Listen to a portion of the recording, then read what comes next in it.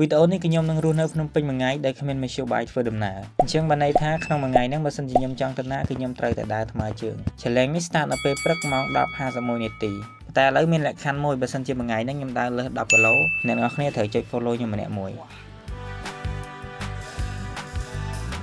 ខ្ញុំដើរបានជាងកន្លះគីឡូហើយព្រឹកហ្នឹងគឺដំបូងហ្នឹងគឺខ្ញុំមកហូបបាយនេះគឺជារូបរាងបាយដែលខ្ញុំមកហូបព្រឹកហ្នឹងតំណតោះហត់នេះញ៉ាំមកអញ្ចឹងបន្ទាប់ពីបាយហើយខ្ញុំក៏ដើរបន្តទៀតគោលដៅរបស់ខ្ញុំហ្នឹងគឺទៅបណ្ណាគារបាក់ទុកខ្ញុំចង់ទៅទិញសភៅមួយក្បាលនេះដែលខ្ញុំដើររកកាលមុនប៉ុន្តែវាអត់មានមុនទៅដល់បាក់ទុកខ្ញុំក៏មិនមែនដើរត្រង់ដែរខ្ញុំដើរកាច់កង់លេងចូលតាមផ្សារអូឡ িম্প ាហើយក៏ខ្ញុំឡើងលើស្ពានដែកអូឡ িম্প ាដែរដោយសារតរល់ថ្ងៃជិះកាត់ទៅពីក្រោមថ្ងៃហ្នឹងជ្រុលដើរហើយក៏ឡើងមកលេងមើលទេសភាពនៅខាងលើទៅអញ្ចឹងទ្រាំតែខ្ញុំដើរដល់បណ្ណាគារហ្នឹងគឺខ្ញុំដើរបានជាង 3 គីឡូហើយលើកនេះគ្រាន់តែមកដល់ពុបគឺជួបហ្មងដោយសារខ្ញុំសួរអ្នកលក់គាត់ថាមាននេះគឺសភៅគ្រប់មេគាសុទ្ធតែក្រាលមាសនៅលើបណ្ណាគារបាក់ទុកនេះអីដែលខ្ញុំចាប់អារម្មណ៍គឺថាមានសភៅច្រើនចំណងជើងខ្លាំងដល់វគ្គគិតលុយហើយសភៅមួយក្បាលហ្នឹងគឺតម្លៃរបស់វា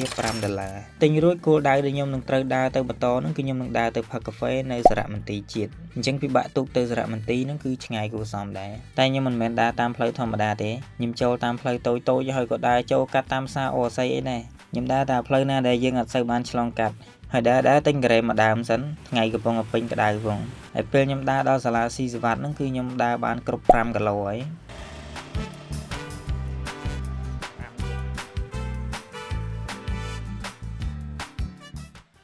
ហើយទីបំផុតខ្ញុំក៏មកដល់ទីតាំងហើយគឺ Museum Cafe ហើយចូលមកខាងក្នុងគឺខ្ញុំហៅ Ice Latte ហើយនេះជារូបរាង Ice Latte តំណងអត់មើលនៅ Museum Cafe នេះជាទីតាំងដែលខ្ញុំមកផឹកកាហ្វេនៅភ្នំពេញលើកទី1ហើយកាលខ្ញុំទៅឡើងមករៀនដំបូង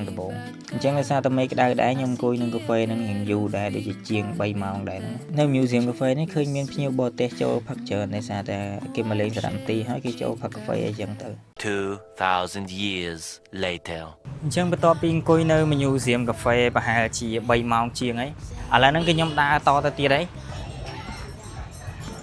ដល់មុខវាំងហើយបាទហើយ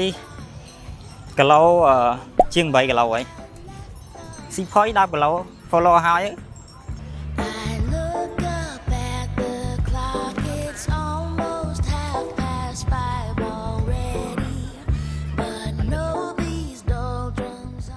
ឥឡូវហ្នឹងគឺមកដល់សួនវត្តបទុមហើយបាទ